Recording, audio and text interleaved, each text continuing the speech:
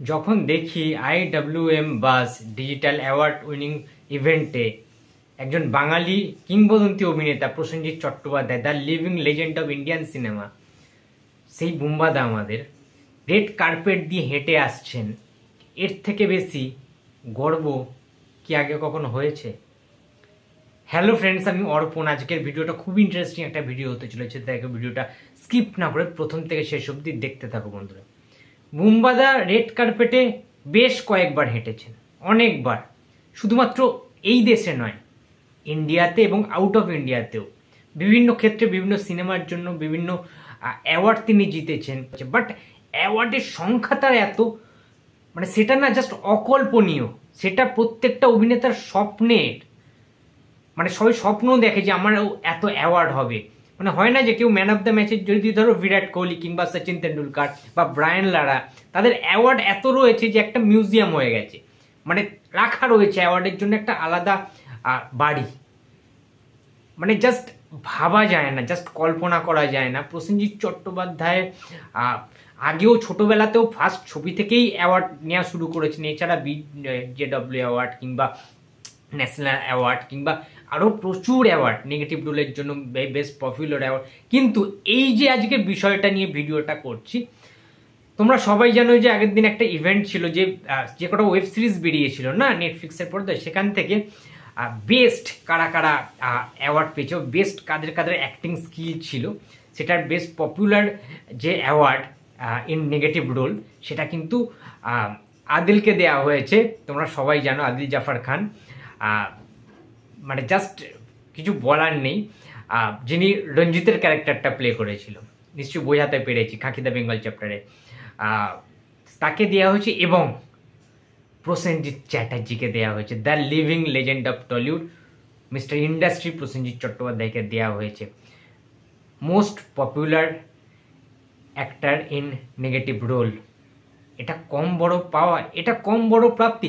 খাকি entire web সিরিজটা, খাকি entire যারা টিমের মেম্বার রয়েছে, বুম্বাদা রয়েছে, জিদ্দা রয়েছে, ঋত্বিক ভৌমিক রয়েছে, আদিল জাফর খান রয়েছে, শাশ্বত রয়েছে, ঠিক আছে, নীরাজ পান্ডেরা রয়েছে, এন্টায়ার টিমের তো এটা জয়। জিদ্দা পায়নি, অনেকে অখুশি, অনেকে আনহ্যাপি, আমিও একটু হলেও আনহ্যাপি।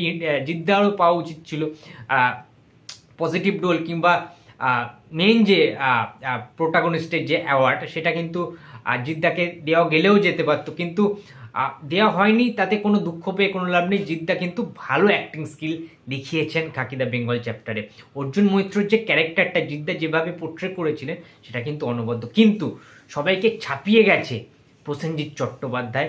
বরুণ রয়ের যে ক্যারেক্টারটা, যেভাবে মুখ্যমন্ত্রী যিনি হয়েছিলেন শুভাশিস মুখার্জি, তাকে যেভাবে ওই চটটা মারবেন, থাপ্পড়টা কষাবেন, ওই এক্সপ্রেশনটা, ঠিক আছে, মানে ভাই গুজবাম্পস দিয়ে দিয়েছিল ওই যে ডায়লগটা। এবং তারপর থেকে ওটা রীতিমতো ভাইরাল হয়ে যায়, ঠিক আছে, যে দাদা একটু আলাদা করে কথা বলতে পারি। ও মাই গড, ওটা শুনলেই না একটা গাটা কেঁপে ওঠে যেন। তো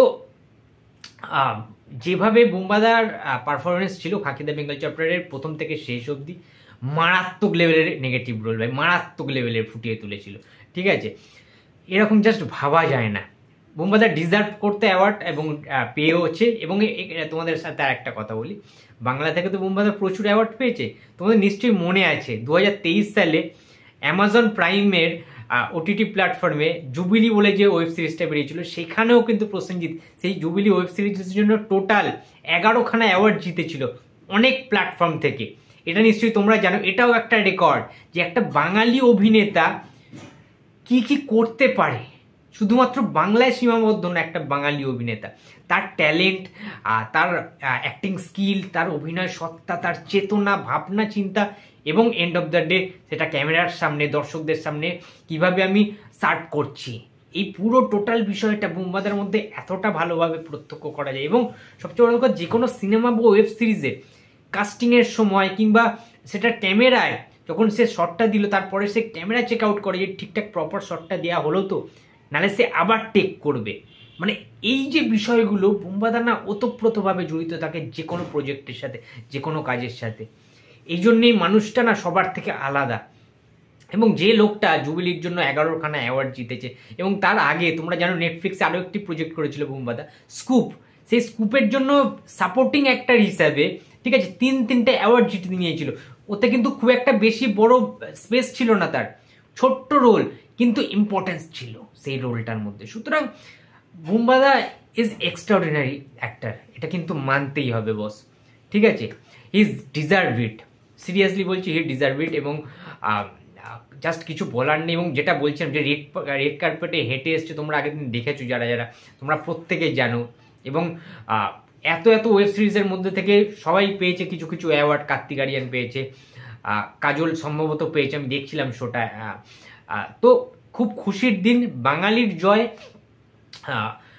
বাংলার টলিউডকে দেখিয়ে দেওয়া যে আরও একবার যে বাঙালিরা সব জায়গায় ভাই দেখিয়ে দেয় পারে, ঠিক আছে। বাঙালির সেই ব্যাপারটা রয়েছে, সেই অভিনেতা সত্তাটা রয়েছে। এবং জিদ্দা পেলে আরও ভালো লাগছে যে তিনজন যদি পেতো, ধরো আদিল পেয়েছে, বুম্বাদা পেয়েছে, যদি জিদ্দাও পেতো তাহলে বেশ পরিপূর্ণতা পেতো থাকি দ্য বেঙ্গল চ্যাপ্টারটা। তো এনিওয়ে কোনো ব্যাপার না, খুব ভালো লেগেছে আমার এই বিষয়টা।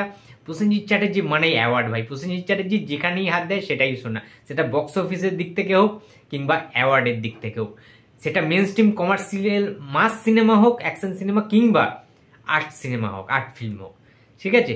মনের মানুষ, জাতিস্বর হোক কিংবা শেষ পাতা, আবার মানে প্রতিবাদ হোক, দেবা হোক, শিবা হোক, যে কোনো ক্ষেত্রে হোক, মানুষের মনও যেমন বুম্বাদা জয় করতে পারেন, তেমন বক্স অফিসটাও বুঝে নেন, এবং সবচেয়ে ইম্পর্টেন্ট অ্যাওয়ার্ডটাও কিন্তু জিতে নেন।